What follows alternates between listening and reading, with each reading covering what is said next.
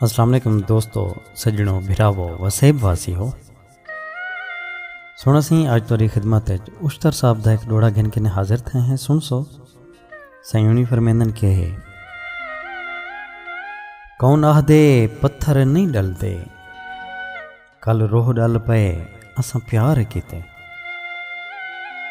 कौन आखदे पत्थर नहीं डलते, कल रोह डल पे असां प्यार किते। वड्डी मुद्दत दे बाद उको तरस जो है, उंदा रूह रल पे असां प्यार किते। जेड़ा कल कल ना पिया लहंदा हा, वो कल लह पे असां प्यार किते। सकूं उश्तर सैत सलाम किता, वो मुंह झल पे असां प्यार किते।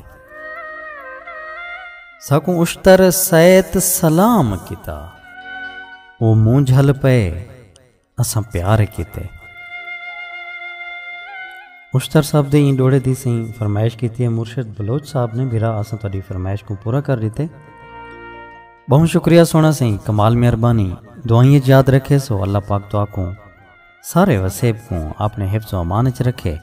रब सोने दे हवाले से।